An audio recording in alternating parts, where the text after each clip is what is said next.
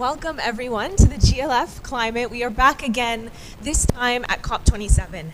And if this is not your first COP, I'm sure you can sense that the tone's a little bit different. The UN Secretary General kicked us off this week by letting us know that we are on the highway to hell with our foot on the accelerator. That was his words. And as I've been thinking about where we're at, about how we've been talking about the solutions that we're aware of, but not been able to really move to implementation, and the many barriers I still see in being able to see the inclusivity, the diversity that we want to have, I'm hoping that at this GLF and that this community is willing to be for how we need to move forward. And I want to just take a moment to pause, because there's a song that's been on my heart that I've been listening to this week. And I just wanted to briefly share those words with you. I gotta find peace of mind. I gotta find peace of mind. He says it's impossible, but I know it's possible. He says it's improbable. It's possible. I gotta find peace of mind, by Lauryn Hill.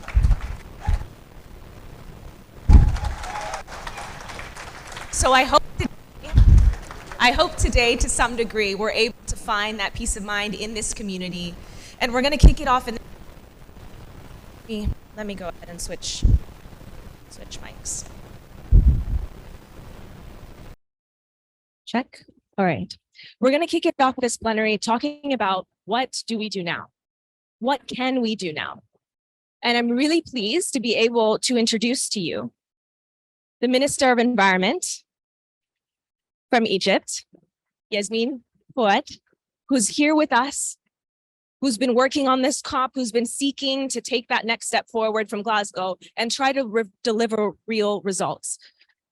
And I'll ask her to speak about how COP27 is going. We're midway through. There's so much hope in the future, but we know that there's still a lot that needs to be done. And so I want to better understand from the minister how she is seeking to move this forward, not only for the world, but also, for the continent. Talked about this being an African COP. What are the priorities for African governments? Results that we're seeing. So if we have the minister ready, I'd love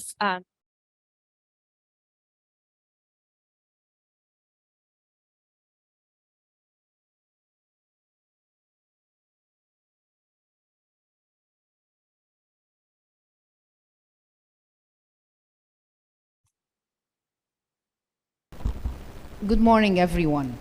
I've been notified that regardless of that there are few people physically exist in this room, but there are around 155 countries joining virtually, and over 7,000 participants around. I hope I'm still in the early morning, still recognizing the figures.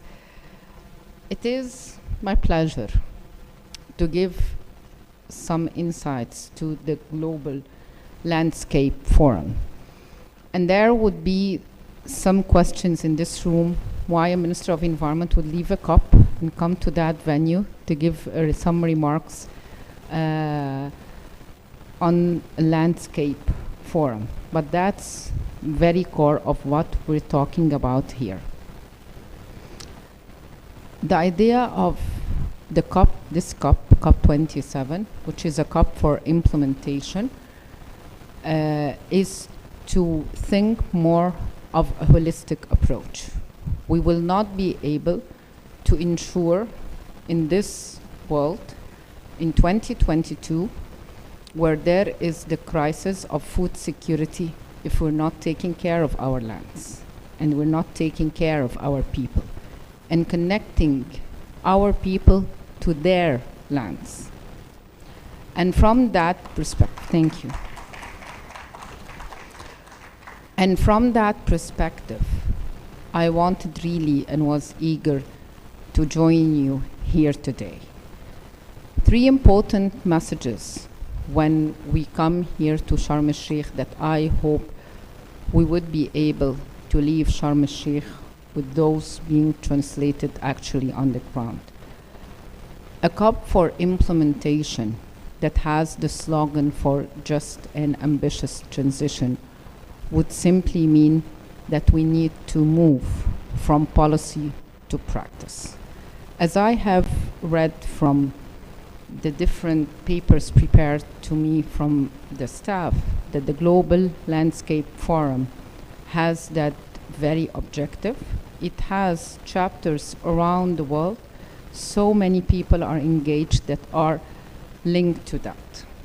And that is very important, that moving from policy to practice and accelerate climate action is to bring and collect different stories from around the world, different success stories. Accelerating action now does not mean that we can still have a trial and error. All we would like to do is to have replication and upscaling to those stories.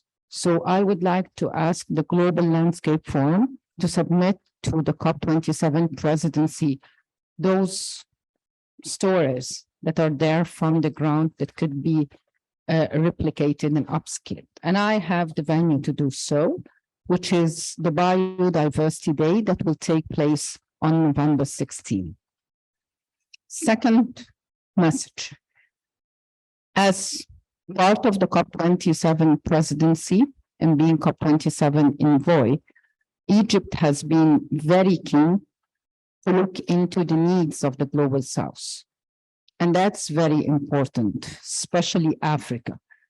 And from that perspective, a number of global initiatives have been prepared, and they are there on the website, but they are very much linked to the land and the agri-food system, nutrition, and community. The first one is the FAST initiative that focuses on food security, agri-food system, prepared from COP27 presidency in collaboration with the FAO and the IFAD.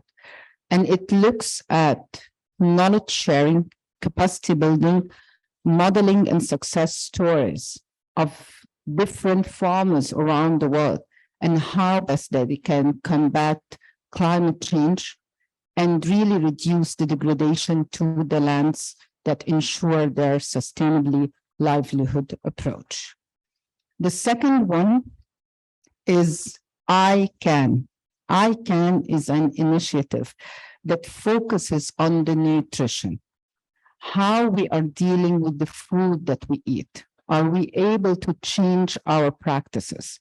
We've been preaching and talking too much in different COPs about the low carbon emissions. But did we think that when we go out of that room, we're changing the practices to the food we eat to a low carbon emission food, to a healthy dietary, to a way we're dealing with the plants and with the food that we eat? This is one thing that we would like also to announce as a global initiative during the COP. And proudly, as a woman, we wouldn't miss a COP27 without a gender initiative, a woman empowerment in Africa. Women has been most vulnerable to the impact of climate change, and the most affected are the farmers that should provide not only sustainable livelihood, but food for their children and water. And from that perspective comes the CAP initiative that focuses on empowering women around the world with a special focus on Africa, focusing on the food and water sector, making women more resilient, because without the food and the water, this is the very simple things that we need to keep us alive. Those are three initiatives that the COP27 presidency are bringing to the world, especially to the global south, and very much linked to the global landscape. However, I'd like also to bring our story in Egypt through the chapters of the Global Landscape Forum. a story that we have been planning before the COP, where we developed our climate change strategy with a multi-stakeholder process. And that's not only mitigation and adaptation. It talks about mitigation, adaptation, governance, communities, and their integration in that process, and moved to the NDC, submitted our updated NDC, but much more. We packaged the first support package that's called NWAFI, which is the nexus on water, food, and energy. The idea here and how that's linked to the land is that we need to take care of the lands and the ecosystem services that they are providing. And there is a huge impact of climate change on it, regardless of the already unsustainable practices that we're doing to the land that causes more degradation. And from that perspective, Egypt has presented a model. That model focuses on renewable energy, increasing renewable energy. But by that renewable energy, we're increasing the food production and the agricultural production by using renewable energy and providing water through water desalination. The main essence of NWAFI is improving the living condition of the Egyptian citizens, especially the farmer, and securing the food for the Egyptians. And putting simply the mitigation and adaptation, which is the climate, at the heart of the human needs. Last but not least, we appreciate the number of meetings and findings. I understand from the executive director of the Global Landscape Forum before I entered that you have been working for the past few days and you're still continuing till tomorrow. I think it's very important that the COP for implementation does not miss the voices of the people, but I'd say here the voices of humanity. And this is very much with the vast, crucial impact of climate change that's happening around the world, happening to our forests, happening to our land, happening to our oceans, and happening to our seas. But the victims are the most vulnerable local communities that are most affected heavily on that. From that perspective, I'd like to have a call for action, a call where the people are at the heart of the climate, where humanity would be at the heart of the climate action, where land would be at the heart of biodiversity, and biodiversity beautifully linked to climate change, because simply we cannot delink the global environmental challenges, and people is at the heart of that fight, especially the youth, the local communities, and the women. They are the agents of change. And together we will be able to do it, coming out from Sharm el-Sheikh implementing, because together for implementation will be the slogan from here after. Thank you.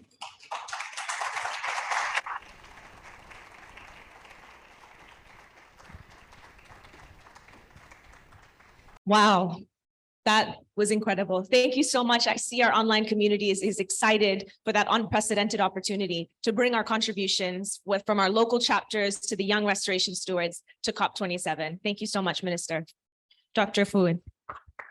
Yes, another round of applause. It was so great to have you here.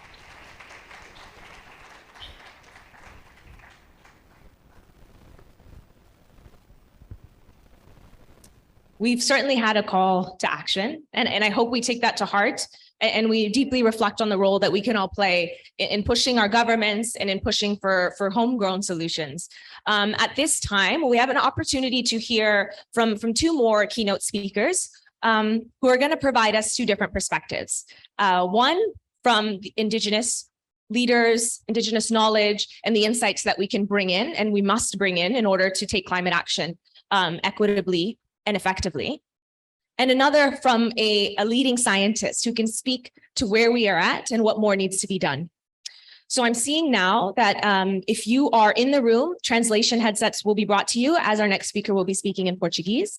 If you're online, you should already have translation very easily provided to you, and you'll see that in the chat box. So at this moment, I'd love to invite Sonia Guajarara to this stage.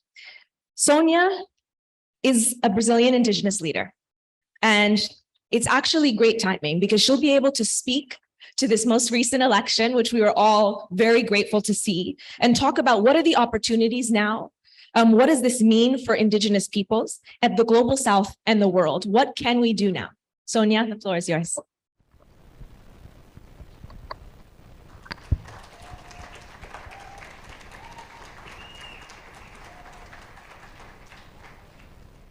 Olá, bom dia. Tenho o prazer aqui de agradecer pelo convite de estar aqui com vocês neste momento.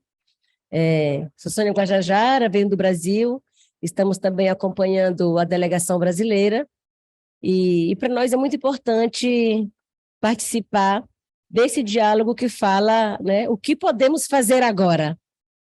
Estou aqui com a Célia Chacriabá, onde está a Célia Chacriabá,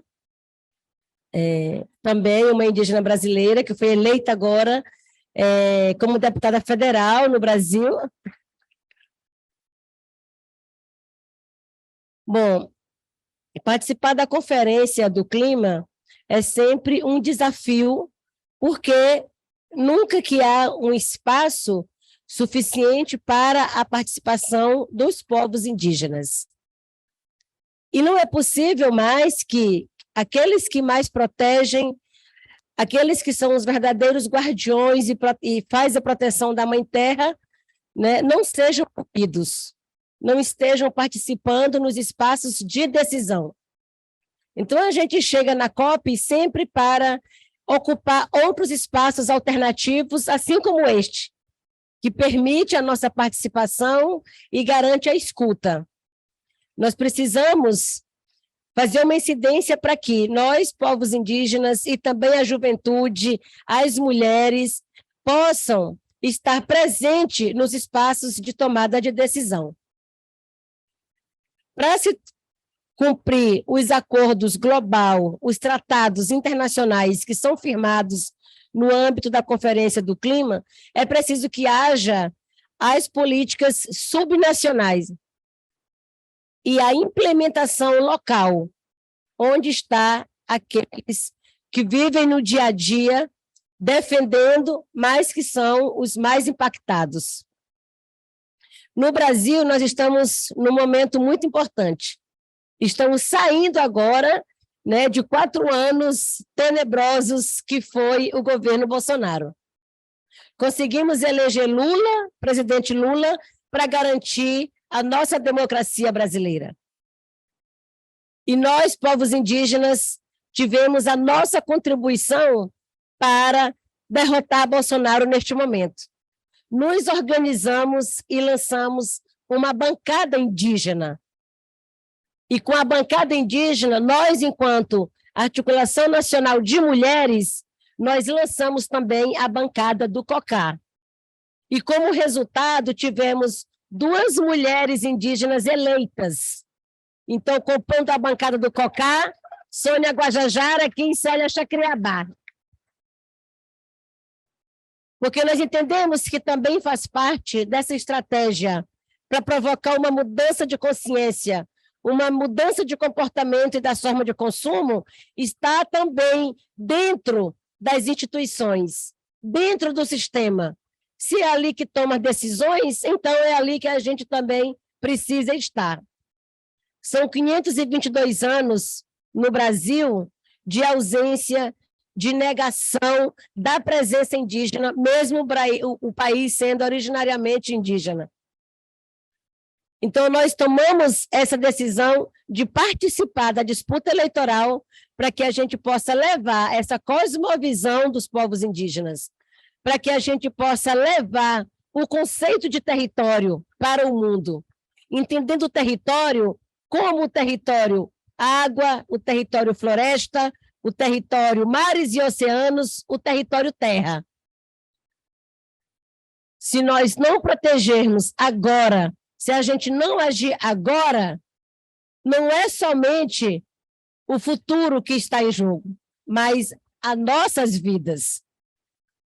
Por isso que a luta que a gente faz não é somente uma luta por direito, é uma luta permanente pela vida. E no Brasil, nós, povos indígenas, entendemos que é possível duas estratégias para provocar essa mudança. Uma que se dá por meio da educação, para mudar uma geração, e a outra para a gente participar dos espaços de poder. E foi exatamente isso que nós fizemos.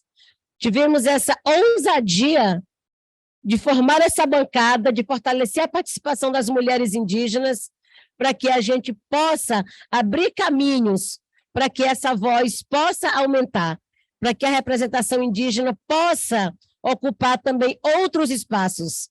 E agora, com a eleição de Lula, é possível abrir o diálogo entre o poder legislativo e o poder executivo. E juntas nós vamos, também buscar o apoio do poder judiciário. Somente os três poderes atuando junto, com o apoio da sociedade civil, com o apoio, dessa diversidade de pessoas, de povos, de culturas que há no Brasil, é que a gente vai conseguir provocar essa consciência que vai garantir, essa mudança de comportamento para a gente reduzir as mudanças climáticas. E aqui para a COP nós trouxemos a campanha Sem demarcação dos territórios indígenas, não há solução para a crise climática. Somos nós os que mais protegem, mas também somos nós os mais afetados. O Brasil segue no ranking do país mais perigoso para defensores e defensoras do meio ambiente, para defensores e defensoras dos direitos humanos. E a gente precisa mudar essa realidade.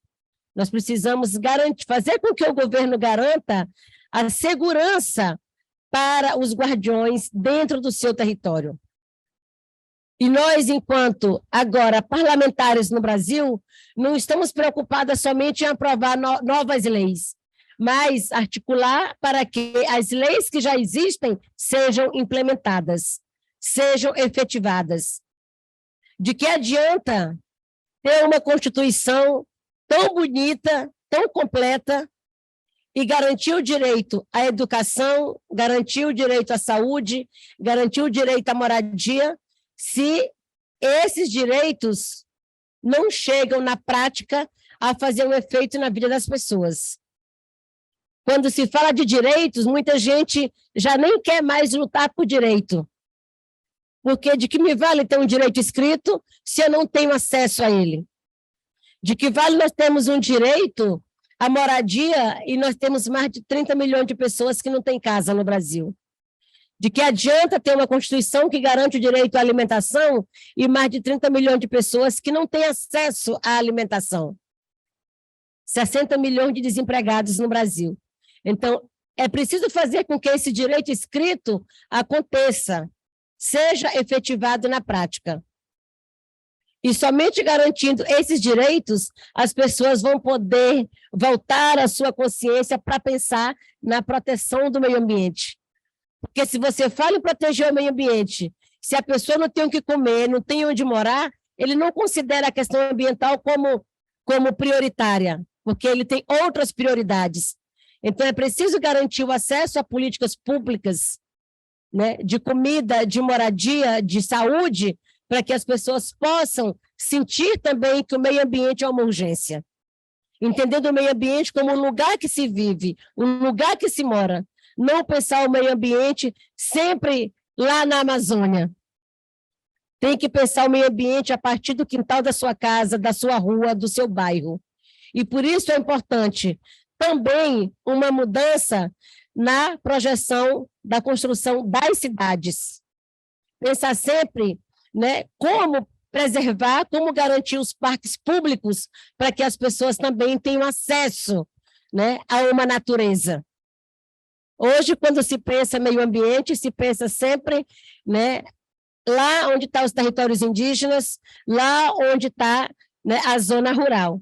Mas é importante garantir esse meio ambiente também, nos grandes centros. E mesmo assim, se pensando natureza e meio ambiente Como sinônimo de povos indígenas, esse direito ainda nos é negado, porque hoje nós temos uma pressão violenta, né, do agronegócio, do garimpo, da mineração, da exploração da indústria madeireira, que ameaça, que destrói e que impacta todos os dias nas nossas vidas. E hoje, no Brasil, a maior ameaça para os povos indígenas é o próprio governo e o processo legislativo, que querem a qualquer custo acabar com a legislação ambiental, acessar os territórios e explorar esses territórios.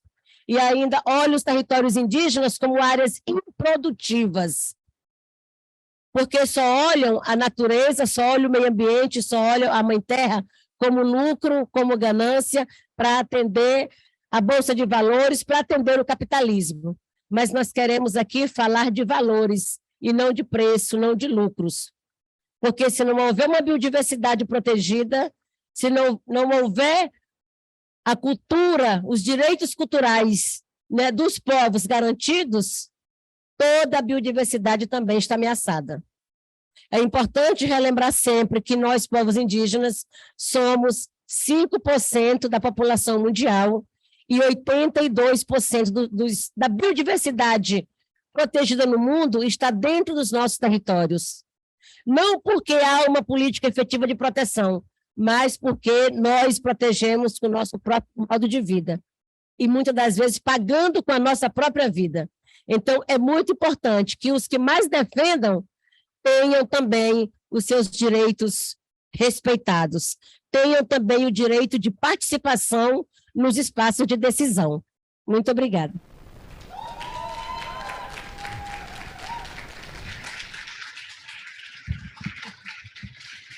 Thank you. Thank you so much, Sonia, for uplifting the voice of not only Indigenous communities in Brazil, but around the world, and emphasizing that the fight that we have is a fight. You said a permanent fight for life. And also illustrating the how. How do we move forward? What does it mean to take and occupy spaces of power? And what shifts will be required to really ensure that we have Indigenous leaders in top positions. I want to transition now because one thing that we often hear in the climate movement, we need to listen to the science. We need to listen to scientists. And at the top of that would be the IPCC. And I want to now invite Co Barrett, the co-chair of the IPCC, to tell us not only what are the takeaways from the latest reports, but really how far have we come in integrating traditional and Indigenous knowledge with the latest science? You know, how do we move into recommendations that are holistic, that can deliver on climate action and climate justice? So at this point, I'd love to invite Co Barrett to the stage. Thank you so much. Welcome. Wow, it is amazing to follow two such powerful women leaders. I'm a little daunted here to be among them. And let me just say thank you so much for having science represented here. It's wonderful to participate again in the Global Landscape Forum. I'm also really grateful to be back here in Egypt. I lived here for 4 years and my daughter was born in Egypt 31 years ago. So it's just so wonderful to see the beautiful countryside and be among the warm Egyptian people once again. Okay, so what has another year of science told us? Well, climate is changing, and it's undeniable that humans are the cause. We're seeing this in widespread impacts and extreme events, as well as slow onset events like sea level rise and the melting of glaciers and permafrost. The window to keep temperature to 1.5 is rapidly closing. But we know that the solution to this climate emergency is to transform every segment of society, whether it's transport, energy, food production, buildings, or manufacturing. All of them must be fundamentally transformed. The good news is that we have many of the solutions that we need. We just need to work for widespread adoption. Importantly, we each have the power to make the change happen. I'm really proud of the IPCC reports this round because for the first time, we focused on demand side action, so solutions that we can each enact in our lives. IPCC finds that by 2050, these things could reduce emissions by 40 to 70%. And what does this mean? This means that we are each empowered to contribute to the solution. These are things like changes in buildings and transport and land use that make it easier for people to lead low carbon lifestyles. Things like co-locating homes with jobs and encouraging more walking and cycling. We've certainly been getting a lot of walking in here at the COP. Good step. Or choices that we make about food, like moving more towards a plant-based diet and reducing the food waste that goes into our landfills, creating greenhouse gases. You know, knowledge is power, and we have more knowledge than ever.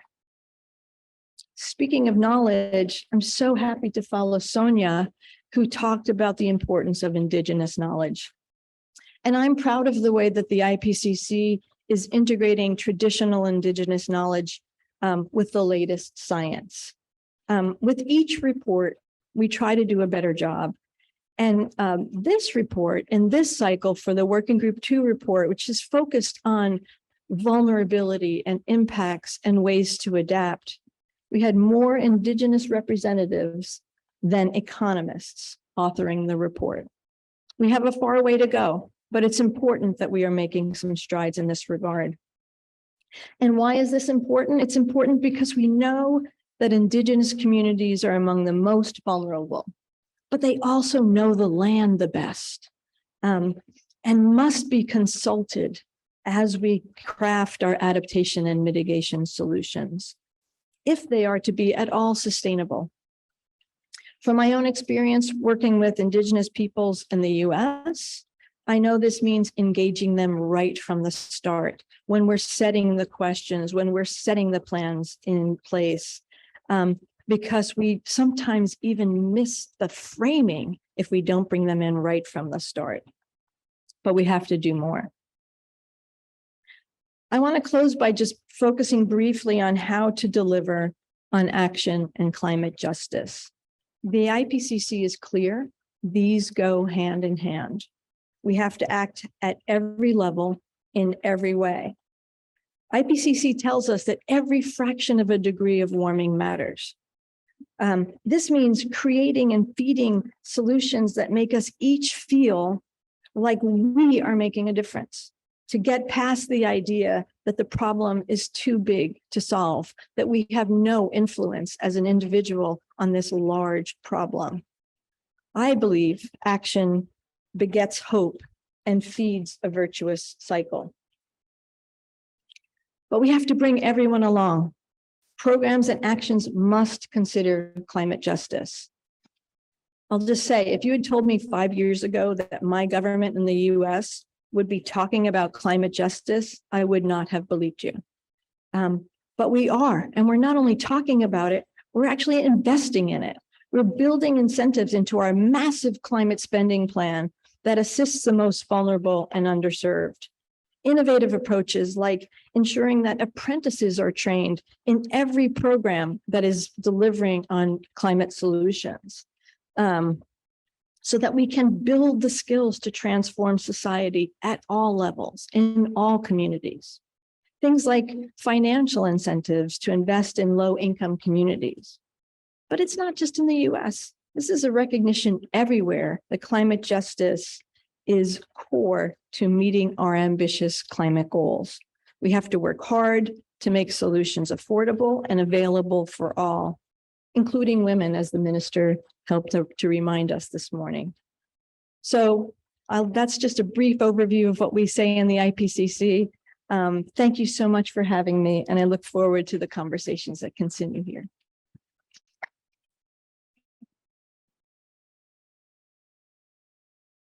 Thank you so much, Co, for outlining not just what the science says, but also the momentum that we're starting to see. And while some would argue it's not moving fast enough, it is certainly clear that different sectors of society are taking action and speaking in new ways. And of that, one is the private sector. We're seeing a lot of movement now, some commitments. Some would argue, many are hiding behind net zero, unclear commitments. But we want to be able to introduce a new concept, which is net positive.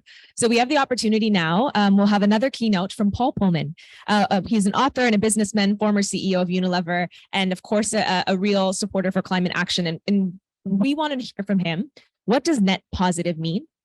What does it entail, and why is the solution for right now? Why is it the solution for right now? How does that move us into more urgent action and move us away and beyond from net zero into what we speak of as a nature positive economy? And Paul has delivered his message via video, so I'll turn it over to Paul's video now.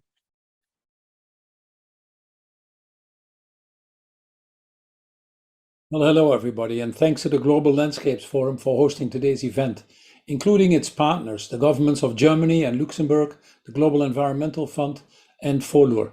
Sorry that I can't be with you, but I'm on my way to the G20, which represents 80% of the global economy, so it's important that we hold them accountable. As you know, we find ourselves in a delicate moment in history.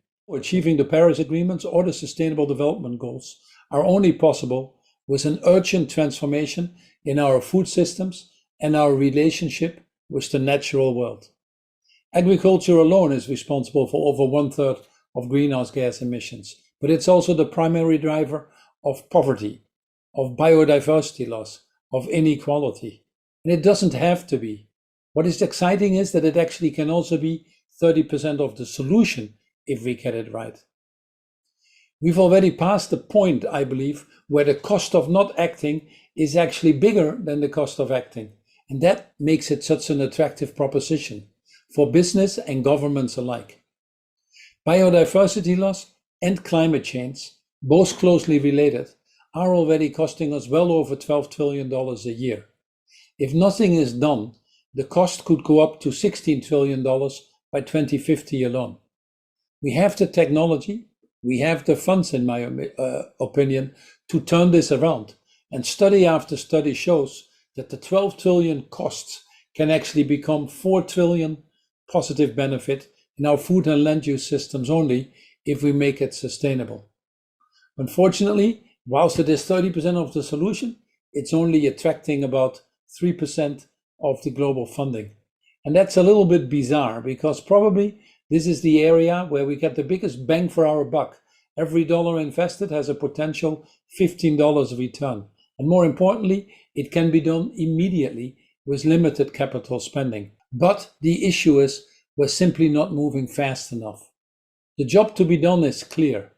First, we need to deliver on our commitments that we have made in Glasgow, such like the Declaration on Forest and Land Use, to eliminate deforestation, land conversion, and human rights abuses from the supply chain as soon as possible, whilst at the same time preserving and restoring our natural systems and securing the rights and livelihoods of indigenous people, and yes, equally importantly, local communities.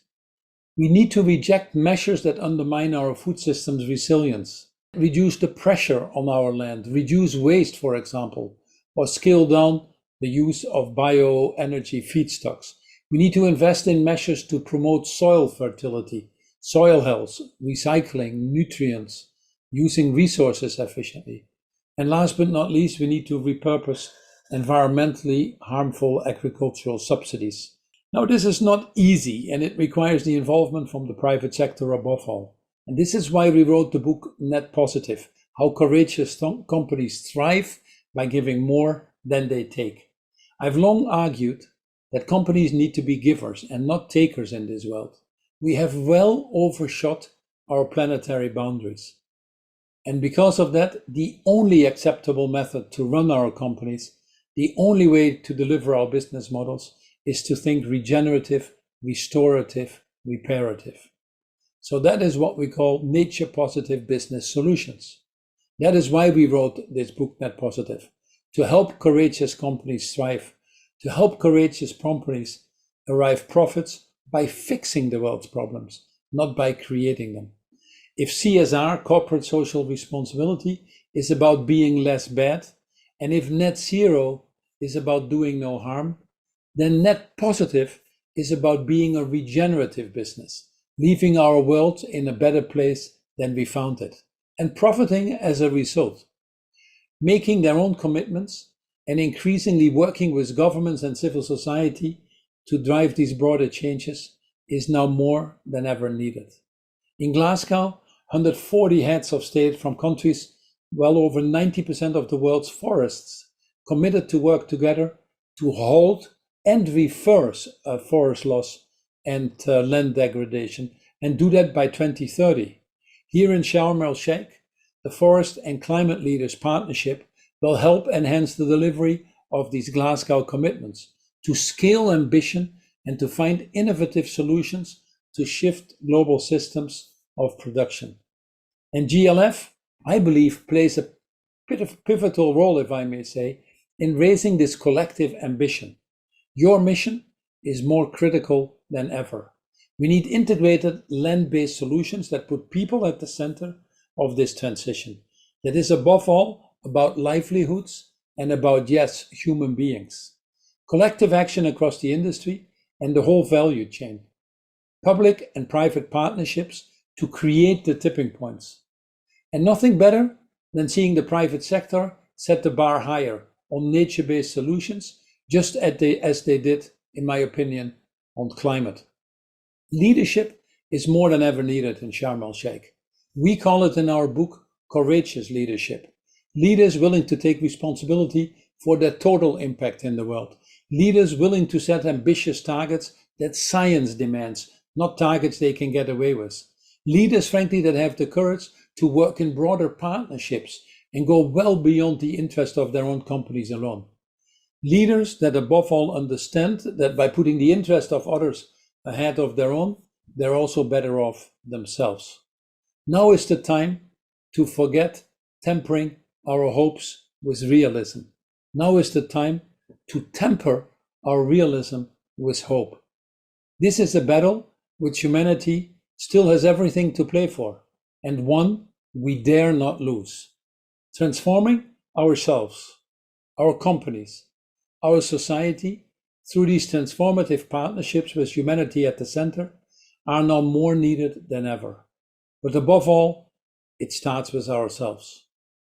No systems or company transformations without leadership transformation.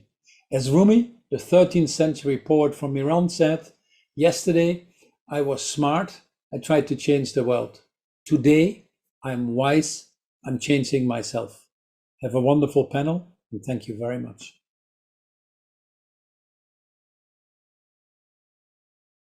Thank you so much for that. I think he's given us an understanding of how companies need to shift moving forward. And we're very glad that he's heading off to the G20 to push for that accountability. I'm going to move us quickly into this next segment where we're going to build on some of the keynote ideas and really talk a little bit more about how. So can I please invite onto stage Peter Minang, who is the Africa Director for C4ICRAF, and invite onto the screen Sumarni, who will be speaking. She is a youth indigenous leader and the restoration steward, a GLF restoration steward for 2021. Please join me in welcoming them to the stage. All right, so I want to move us really quickly and distill this into how do we move and really realize the what we're calling as an implementation COP, and to take these ideas that we've been talking about and these solutions that we've had, but we haven't really brought to scale and at the speed required. So I want to start off with you, Peter. Can you tell us, we've talked about the importance of land-based solutions, it's reiterated, what more should we be doing now? What's the role that they play, but also how do we actually accelerate this into implementation and to action? Thanks once again, Salina. It's very difficult to go after such brilliant speakers, but I'll try to go really fast and try and make a contribution. I think we've heard from the various speakers that it's time to move fast enough. We know that agroforestry, that trees, that forests are important. The IPCC report in 2019 was very clear.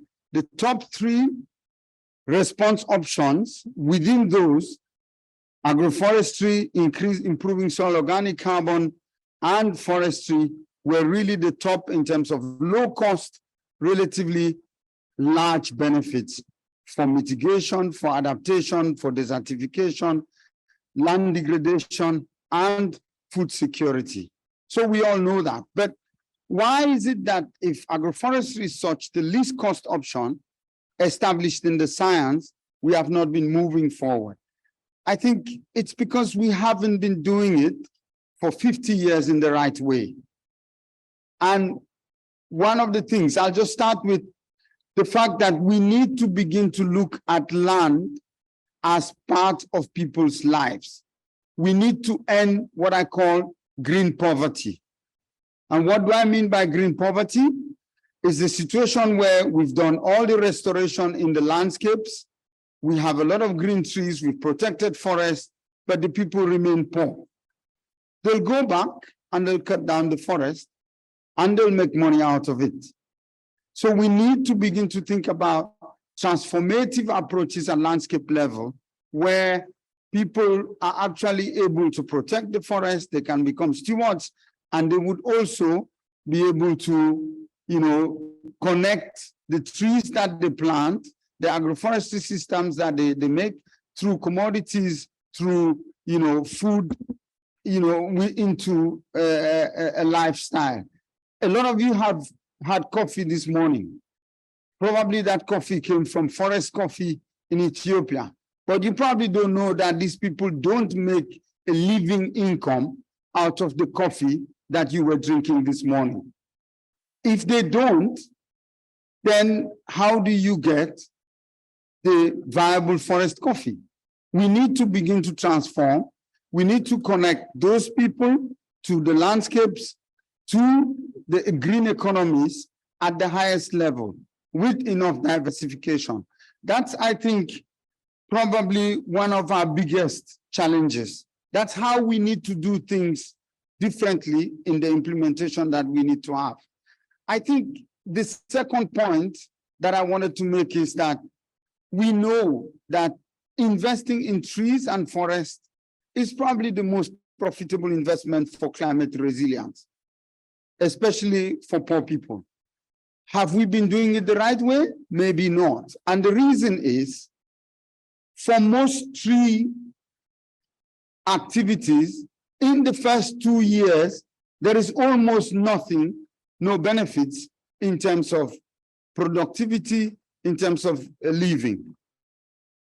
What we need to do is design a little bit more those systems that allow people to get from other kinds of crops and activities within the same system to make a living. But most importantly, where we haven't done well is using public finance to de-risk those investments over those 3-year periods.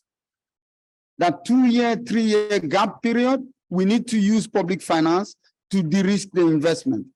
For big plantations, for big forest operations, the companies can afford it. But for poor farmers, smallholder farmers that constitute the larger part of the population that are involved in this, we are not supporting them enough. This is where public finance, this is where government needs to invest in an infrastructure that de-risks them, but also incentivizes them to go to medium to long term. And that's a huge transition that we need to make. And I think that in that space, for us to have viable business cases where farmers are actually making a living and become stewards in a transformative approach to our landscapes, we need to invest.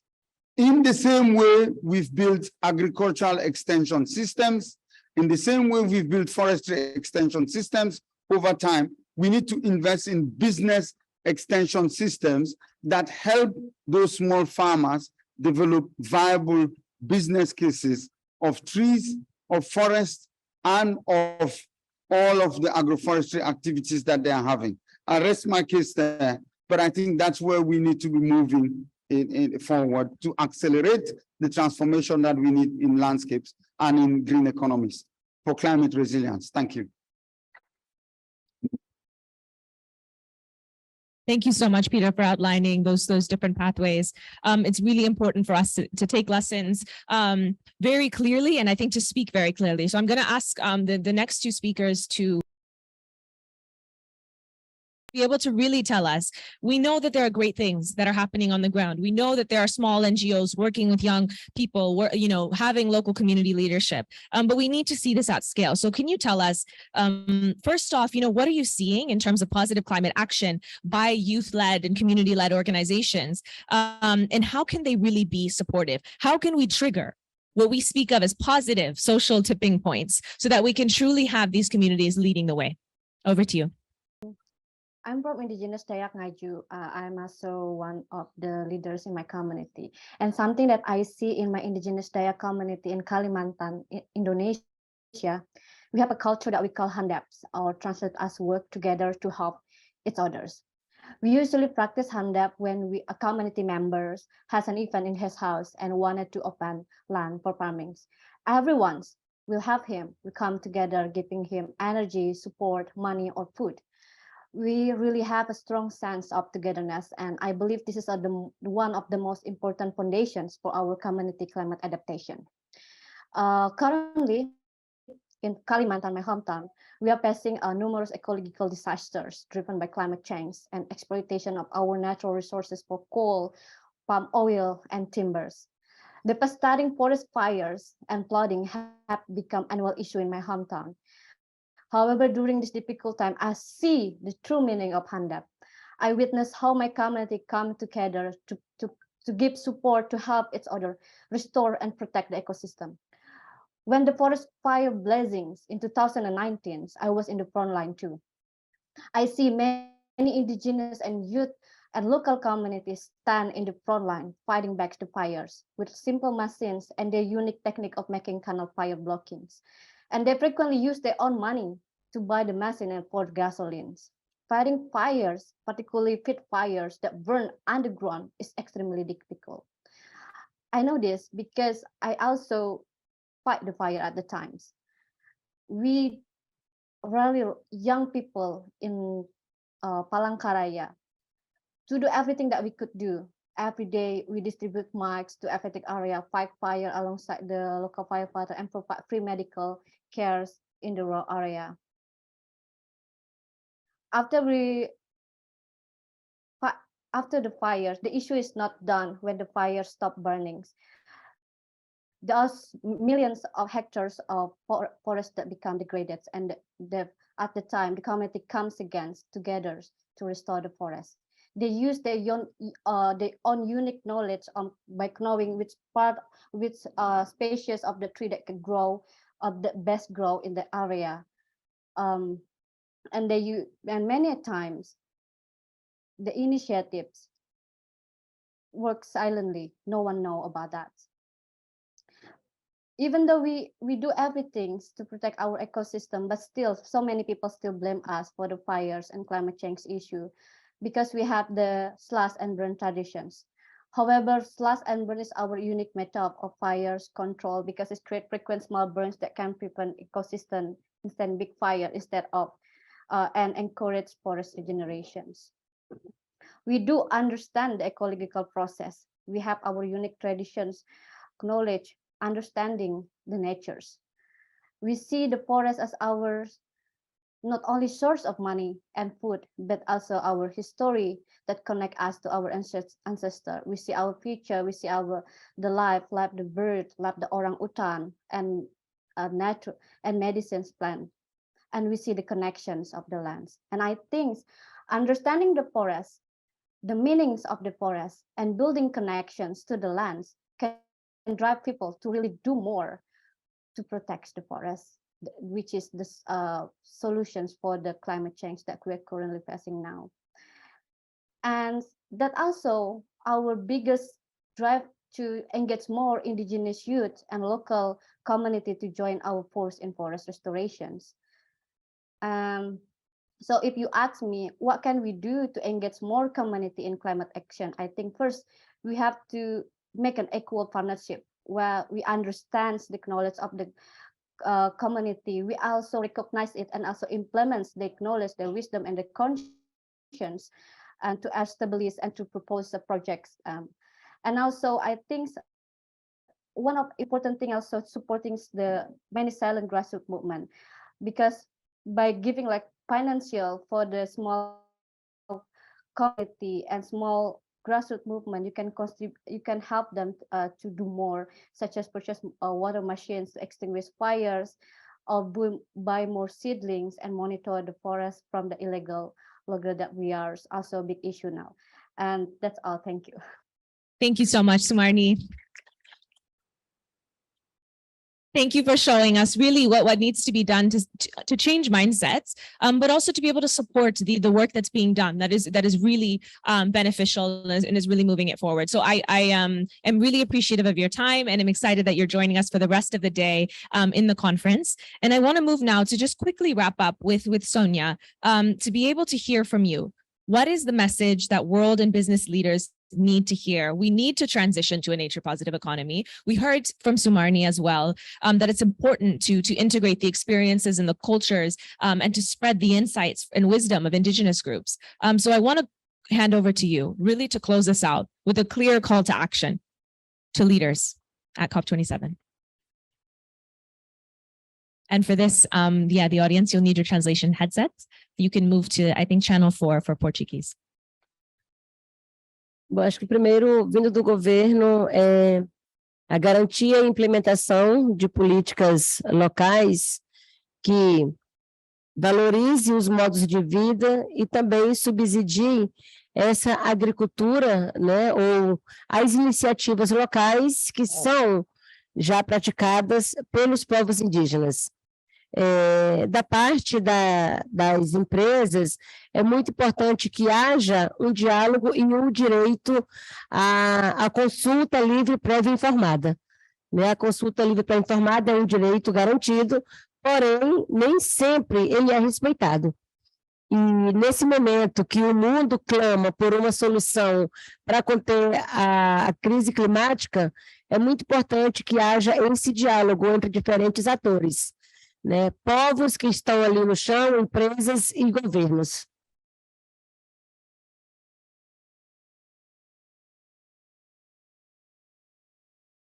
Thank you so much. It has been a lot of insights in this opening plenary. We heard from what needs to be done from a policy standpoint, what changes need to be made. We've talked about the integration of science and indigenous knowledge, and we've touched lightly on what do we need to do to make this happen? How do we move into implementation? And I'm really pleased that the rest of the day we'll be able to dive deeper into each of these discussions, both online and in person here in Sharm el-Sheikh. So I'll close this opening plenary out and we'll move into the rest of the conference. Thank you so much, everyone.